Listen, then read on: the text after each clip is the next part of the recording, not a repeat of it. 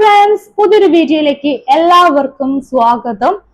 ബേസിൽ ജോസഫിനെ നായകനാക്കി നവാഗതനായിട്ടുള്ള ശിവപ്രസാദ് ഡയറക്ട് ചെയ്തിട്ടുള്ള മരണമാസ സിനിമ കണ്ടു കഴിഞ്ഞു. സത്യം പറഞ്ഞാല് വിഷുവുമായിട്ട് ബന്ധപ്പെട്ട് ഈ വർഷം റിലീസ് ചെയ്തിട്ടുള്ള മലയാള സിനിമകളുടെ കൂട്ടത്തിൽ കൊള്ളാവുന്ന ഒരൊറ്റ സിനിമ മാത്രമേ കാണാൻ പറ്റിയിട്ടുള്ളൂ. അതാണ് മരണമാസ്. ബസൂക്ക വന്നിരുന്നു, പക്ഷെ അത് കൈവിട്ടു പോയ അവസ്ഥയായിരുന്നു. ആലപ്പുഴ ജിങ്കാന കുഴപ്പമില്ലാതെ കണ്ടിരിക്കാൻ പറ്റിയ സിനിമയാണ്. പക്ഷെ അവർ കൊടുത്ത ഹൈപ്പിന് മാത്രം പോകുന്ന സിനിമയൊന്നുമല്ല. അപ്പൊ അതിന്റെ ഇടയിൽ മരണമാസ് കാണുമ്പോൾ മരണമാസിലും കുറെ പ്രശ്നങ്ങളൊക്കെ ഉണ്ട്. തിരക്കഥയിൽ പ്രശ്നങ്ങളുണ്ട്, ക്യാരക്ടേഴ്സിന്റെ കാര്യത്തിലുണ്ട്, കുറെ നമുക്ക് പ്രഡിക്റ്റ് ചെയ്യാൻ പറ്റുന്ന കാര്യങ്ങളൊക്കെ വരുന്നുണ്ട്. പക്ഷെ അത്തരം പ്രശ്നങ്ങൾ നിൽക്കുമ്പോൾ പോലും ഈ സിനിമ നമുക്ക് എൻജോയ് ചെയ്യാൻ പറ്റുന്നുണ്ട്. 2-2.5 മണിക്കൂറിനടുത്ത് സമയം നമുക്ക് ചിരിക്കാൻ പറ്റുന്നുണ്ട്. കുറെ നിഗൂഢമായിട്ടുള്ള സംഭവങ്ങളുണ്ട്, ക്യൂരിയോസിറ്റി കാര്യങ്ങളൊക്കെ വരുന്നുണ്ട്. അപ്പൊ അതുകൊണ്ടൊക്കെ സിനിമ എനിക്ക് എൻഗേജ്ഡ് ആയിട്ട് കാണാൻ പറ്റിയിട്ടുണ്ട്. സോ സിനിമ എനിക്ക് ഒരു പരിധി വരേക്കും എനിക്ക് വർക്കായിട്ടുണ്ട്. പിന്നെ ഇത്രയും പ്രശ്നങ്ങളൊക്കെ അവിടെ തന്നെ നിൽക്കുന്നുണ്ട്, പക്ഷെ ആ പ്രശ്നങ്ങളെ കണ്ടില്ല എന്ന് നടിച്ചുകൊണ്ട് തന്നെ ഈ സിനിമ എൻജോയ് ചെയ്യാൻ പറ്റുന്നുണ്ട്. ഇപ്പൊ സിനിമയുടെ കഥാകാര്യങ്ങളൊക്കെ ഒരുവിധം എല്ലാവർക്കും അറിയുന്ന സംഭവമാണല്ലോ. നമ്മുടെ സിനിമയുടെ ട്രെയിലറൊക്കെ പുറത്തു വന്ന സമയത്ത് തന്നെ ഈ സിനിമ സീരിയൽ കില്ലറുമായിട്ട് ബന്ധപ്പെട്ട കഥയാണ് പറയുന്നതെന്നൊക്കെ എല്ലാവർക്കും സൂചന കിട്ടിയിട്ടുണ്ടായിരുന്നു. അപ്പൊ സിനിമയ്ക്കകത്ത് സീരിയൽ കില്ലറായിട്ട് വരുന്നത് രാജേഷ് മാധവനാണ്. ബനാന കില്ലർ എന്നാണ് അറിയപ്പെടുന്നത്. പുള്ളിക്കാരൻ ഒരു പാറ്റേൺ അനുസരിച്ച് ഓരോരുത്തരായിട്ട് കൊല്ലുന്നു. ആ കൊലപാതകത്തിന് പുറകിൽ ഒരു കാരണമുണ്ട്. ആ കാരണം എന്താണെന്ന് അറിയണമെങ്കിൽ സിനിമ മൊത്തം കാണണം. അതുപോലെ തന്നെ സാധാരണ നമ്മൾ ഇത്രയും കാലം കണ്ടു ശീലിച്ച പോലുള്ള സീരിയൽ കില്ലർ പരിപാടികളൊന്നും അല്ല അതിനകത്ത് കാണിക്കുന്നത്. ഭയങ്കര കോമിക് ടച്ചുള്ള ഒരു സീരിയൽ കില്ലർ ആയിട്ടാണ് രാജേഷ് മാധവൻ വരുന്നത്. അപ്പൊ ആ ഒരു ഹ്യൂമർ ഒക്കെ പിടിച്ചിട്ടാണ് ആ ഒരു ക്യാരക്ടറിനെ ചെയ്തിട്ടുള്ളത്. അപ്പൊ പുള്ളിക്കാരന്റെ കരിയറിലാണെങ്കിലും ഇതൊരു വേറിട്ട പരീക്ഷണമാണ്. അതിന്റെ കൂടെ തന്നെ ഇതുവരേക്കും ഒരു സിനിമയ്ക്കകത്തും വരാത്ത രീതിക്കാണ് സീരിയൽ കില്ലർ എന്ന് പറയുന്ന സംഭവത്തെ ഈ സിനിമയ്ക്കകത്ത് യൂസ് ചെയ്തിട്ടുള്ളത്. സോ എനിക്ക് ആ രീതി ഇഷ്ടമായിട്ടുണ്ട്. എന്നാൽ അതിന്റെ കൂടെ തന്നെ സിനിമയിൽ ഏറ്റവും അധികം എനിക്ക് വളരെ വ്യത്യസ്തമായിട്ട് ഫീൽ ചെയ്തിട്ടുള്ളതും അടിപൊളിയായിട്ട് തോന്നിയിട്ടുള്ളതും സുരേഷ് കൃഷ്ണ ചെയ്യുന്ന ബസ് ഡ്രൈവർ ആയിട്ടുള്ള ക്യാരക്ടറാണ്. പുള്ളിക്കാരൻ ഇതുവരേക്കും ചെയ്യാത്ത അത്രയും നല്ല രീതിക്കാണ് ഇതിനകത്ത് കോമഡി ചെയ്തിട്ടുള്ളത്. ഭയങ്കര രസമായിട്ട് ചെയ്തിട്ടുണ്ട്. ഒന്നാമത് ഈ സിനിമ ആക്ഷേപഹാസ്യം, ആനുകാലികമായിട്ടുള്ള സംഭവങ്ങള്, പോപ്പുലർ സിനിമകളുടെ ഡയലോഗ്സ്, സ്പൂഫ് സംഭവങ്ങളൊക്കെ പിടിച്ചിട്ടാണ് ചെയ്തിട്ടുള്ളത്. അപ്പൊ അത് സുരേഷ് കൃഷ്ണയെ ഉപയോഗിച്ചുകൊണ്ട് ഇതൊക്കെ കൊണ്ടുവരുന്ന സമയത്ത് നമുക്ക് കുറെ ഒരു ഫ്രഷ് ആയിട്ടുള്ള സംഭവം കിട്ടുന്നുണ്ട്. അപ്പൊ ആ ഒരു ഫ്രഷ്നെസ് ആണ് ഇതിനകത്തുള്ള ഏറ്റവും പോസിറ്റീവ് ആയിട്ടുള്ള ഒരു കാര്യം.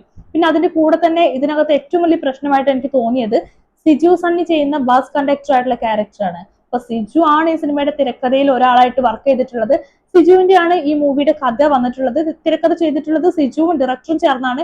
എന്നിട്ട് കൂടിയും പുള്ളി ചെയ്ത ഒരു കഥാപാത്രം പുള്ളി ചെയ്യുന്ന സമയത്ത് പോലും അരുവി എന്ന് പറയുന്ന ഒരു ബസ് കണ്ടക്ടർ ആയിട്ട് വർക്ക് ചെയ്യുമ്പോൾ പോലും അതിനകത്ത് വരുന്ന ഏറ്റവും വലിയ പ്രശ്നം എന്ന് പറയുന്നത് ഈ അരുവിയുടെ കാര്യം നമുക്കൊക്കെ പ്രഡിക്റ്റ് ചെയ്യാൻ പറ്റുന്നു എന്നുള്ളതാണ്. നമുക്കറിയാം അരുവിയുടെ ആ ഒരു ലൈഫിൽ എന്താണ് സംഭവിക്കാൻ പോകുന്നത്, പുള്ളിയുടെ സംഭവങ്ങൾ, പുള്ളിയുടെ ചിന്തകളൊക്കെ കറക്റ്റായി തീരുവോ, അവിടെ എന്താവും സംഭവിക്കുക എന്നൊക്കെ പ്രേക്ഷകർക്ക് മനസ്സിലാവും. അപ്പൊ ആ ഒരു പ്രഡിക്ഷൻ ഭയങ്കര അരോചകം ഉണ്ടാക്കുന്ന കാര്യമായിരുന്നു. പിന്നെ ബേസിൽ ജോസഫിന്റെ നായക കഥാപാത്രം ലൂക്ക് എന്ന് പറയുന്ന കഥാപാത്രമാണ് കാണിക്കുന്നത്. അപ്പൊ ലൂക്ക് എന്ന് പറയുന്ന ക്യാരക്ടർ സത്യം പറഞ്ഞാല് എനിക്ക് ഒട്ടും വർക്കാവാത്തൊരു ക്യാരക്ടറാണ്. ഈ ബേസിൽ ജോസഫ് ഇത്രയും കാലം ചെയ്ത സിനിമകളിലെ പോലെ തന്നെ അതേ അഭിനയം കാഴ്ചവെക്കുന്ന ഒരു സിനിമ. അപ്പൊ ലാസ്റ്റ് ഇറങ്ങിയ പൊന്മാനാണ് പുള്ളിയുടെ കരിയറിലെ ഏറ്റവും കരിയർ ബെസ്റ്റ് മൂവി എന്ന് പറയുന്നത്, അല്ലെങ്കിൽ കരിയർ ബെസ്റ്റ് പെർഫോമൻസ് എന്ന് പറയുന്നത്. അപ്പൊ ആ ഒരു പെർഫോമൻസിലൂടെ പുള്ളി നല്ല അഭിപ്രായമൊക്കെ നേടി നിൽക്കുന്ന സമയത്താണ് ലൂക്കായിട്ട് ഈ ഒരു മൂവിയിലൂടെ വരുന്നത്. പക്ഷെ ലൂക്ക് ഭയങ്കര ബാഡ് ആയിപ്പോയി. പെർഫോമൻസ് ആണെങ്കിലും പുള്ളിയുടെ ആ ഒരു അപ്പിയറൻസിൽ മാത്രമേ കാര്യമായിട്ട് മാറ്റം കാണുന്നുള്ളൂ.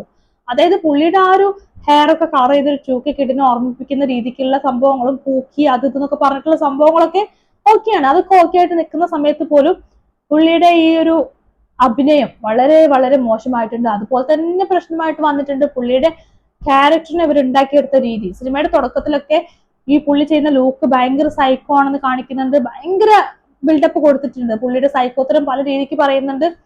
സ്കൂൾ കത്തിക്കുന്നു, അത് ചെയ്യുന്നു, ഇത് ചെയ്യുന്നു എന്നൊക്കെ പറഞ്ഞിട്ട് കുറച്ച് കഴിയുമ്പോഴേക്കും സൈക്കോത്തരൊന്നും ഇല്ല. പുള്ളി വളരെ നോർമൽ ആയിട്ടുള്ള മനുഷ്യനാണ്. പിന്നെ പുള്ളി ചെയ്യുന്ന കാര്യങ്ങളൊന്നും സൈക്കോത്തരായിട്ട് ഫീൽ ചെയ്യുന്നില്ല. ഒന്നാമത് പുള്ളിയുടെ അഭിനയം തന്നെ ഏറ്റവും വലിയ പ്രശ്നമാണ്. അതിന്റെ കൂടെ തിരക്കഥയിൽ പോലും പാളിച്ച് സംഭവിച്ചിട്ട് ചുമ്മാ സൈക്കോ എന്ന് പറയുന്നു, ആ സൈക്കോത്തരൊന്നും കാണാനില്ലാത്ത അവസ്ഥയായിട്ടുണ്ട്. എന്നിട്ട് സിനിമയുടെ ക്ലൈമാക്സിൽ വീണ്ടും കൊണ്ടുപോയിട്ട് പുള്ളിയുടെ സൈക്കോത്തരം സംഭവങ്ങൾ ഡയലോഗ്സിലൂടെ കൊടുക്കുന്ന സമയത്ത് പോലും നമുക്കത് കണക്ട് ചെയ്യാൻ പറ്റുന്നില്ല. അതായത് ഇവർ ആ ക്യാരക്ടർ പിടിച്ചിരിക്കുന്ന രീതി കയ്യിൽ നിന്ന് പാളി പോയിട്ടുണ്ട്. അപ്പൊ എന്തായാലും നമ്മുടെ സീരിയൽ കില്ലർ ആയിട്ടുള്ള രാജേഷ് മാധവന്റെ ക്യാരക്ടർ, ലൂക്ക് ആയിട്ടുള്ള ബേസിൽ നമ്മുടെ സുരേഷ് കൃഷ്ണ, അതുപോലെ സിജു സണ്ണി, ഇവരൊക്കെ ഒരു രാത്രിയിൽ ഒരു ബസ്സിനകത്ത് എത്തിച്ചേരുന്നതും ഈ ഒരു സീരിയൽ കില്ലറിന്റെ കൂടെ ഇവർക്ക് ആ രാത്രി ചെലവഴിക്കേണ്ടി വരുന്നൊക്കെയാണ് സിനിമ പറയുന്നത്. അപ്പൊ ഇതിനകത്ത് നായികയായിട്ട് വരുന്നത് അനിഷ്മ അനിൽകുമാറാണ്. അയാം കാതൽ എന്ന് പറയുന്ന സിനിമയിൽ നെസ്ലിന്റെ പേരായിട്ട് വന്നിട്ടുള്ള കുട്ടിയാണ്.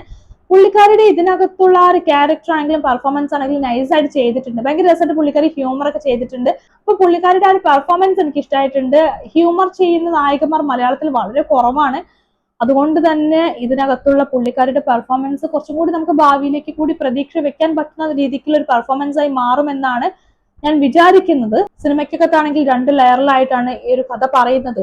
ഒരേ സമയം പ്രസന്റ് ആയിട്ട് പോകുന്നുണ്ട്, അതേസമയം തന്നെ പാസ്റ്റും ഫ്ലാഷ് ബാക്ക് ഒക്കെ വരുന്നുണ്ട്.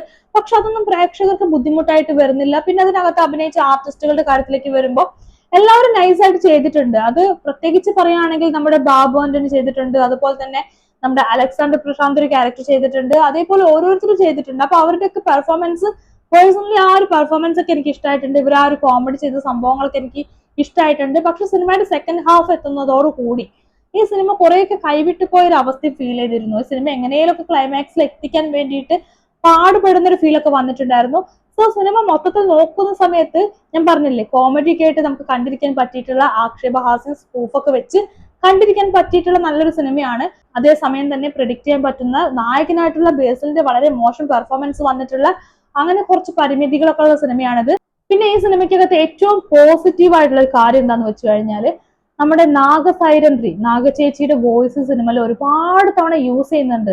നമ്മൾ സോഷ്യൽ മീഡിയയിൽ ഒരു സമയത്ത് ഏറ്റവും അധികം ആളുകൾ തെറി വിളിച്ചിട്ടുള്ള, ഏറ്റവും അധികം കളിയാക്കിയിട്ടുള്ള ഒരു ലേഡിയായിരുന്നു നാഗസൈരന്ധ്രി. പക്ഷെ ഒരു സിനിമയുടെ ഒരു വിജയ ഫോർമുലയായി കണ്ടുകൊണ്ട് അല്ലെങ്കിൽ ആ സിനിമ വിജയിപ്പിക്കാൻ ഉതകുന്ന ഒരാളാണ് നാഗസൈരന്ധ്രി എന്നുള്ള കൃത്യമായ ബോധ്യത്തോടു കൂടി സിനിമയിൽ ഒരിക്കൽ പോലും നാഗസൈരന്ധ്രിയുടെ ഫേസ് കാണിക്കുക, അതൊരു ഫോട്ടോ മാത്രമായിട്ട് കാണിക്കുന്നുള്ളൂ. അല്ലാണ്ട് പുള്ളിക്കാരി ആ സിനിമയ്ക്കകത്ത് നേരിട്ട് പ്രത്യക്ഷപ്പെടുന്ന പോലും ഇല്ല. അങ്ങനെ പ്രത്യക്ഷമായിട്ട് പോലും പുള്ളിക്കാരി വരാണ്ട് പുള്ളിക്കാരിയുടെ സൗണ്ട് സിനിമയിൽ മൊത്തത്തിൽ ഉപയോഗിക്കുന്നു എങ്കിൽ നാഗസൈരന്ധ്രി അടിപൊളിയാണെന്നേ പറയാൻ പറ്റുള്ളൂ. അപ്പൊ ഈ സിനിമയ്ക്കകത്ത് പുള്ളിക്കാരി ഏറ്റവും ഭംഗിയായിട്ട് യൂസ് ചെയ്തിട്ടുണ്ട്. ഭയങ്കര രസമാണ്. പുള്ളിക്കാരി ആ സ്ക്രീനിൽ വരണമെന്നൊന്നുമില്ല, പുള്ളിക്കാരിയുടെ വോയിസ് മതി സിനിമയിൽ നമുക്ക് പുള്ളിക്കാരുടെ ക്യാരക്ടറിനെ ഇഷ്ടപ്പെടാൻ അല്ലെങ്കിൽ ആ ഒരു ക്യാരക്ടറിനെ നമ്മൾ ആസ്വദിക്കാൻ. ആ സംഭവം എനിക്ക് ഇഷ്ടമായിട്ടുണ്ട്. പിന്നെ സിനിമയുടെ ടെക്നിക്കൽ സൈഡിലേക്ക് വരുന്ന സമയത്ത് നീരജ് രവിയാണ് GOP ആയിട്ട് വർക്ക് ചെയ്തിട്ടുള്ളത്. അധികം നൈറ്റ് സീക്വൻസ് ആണ് ഈ മൂവിക്കകത്ത് വന്നിട്ടുള്ളത്. ബസ്സുമായി ബന്ധപ്പെട്ട് യാത്രകളൊക്കെയാണ്. അപ്പൊ ആ ഒരു സിനിമയുടെ മൂഡിനനുസരിച്ച് സഞ്ചരിക്കാൻ സിനിമാറ്റോഗ്രാഫർക്ക് കഴിഞ്ഞിട്ടുണ്ട്. ചമൻ ചാക്കോ ആണ് എഡിറ്ററായിട്ട് വന്നിട്ടുള്ളത്. നല്ല വർക്കാണ് പുള്ളി ചെയ്തിട്ടുണ്ട്. അതേപോലെ തന്നെ ജയ് ഉണ്ണിത്താനാണ് സംഗീതം ചെയ്തിട്ടുള്ളത്.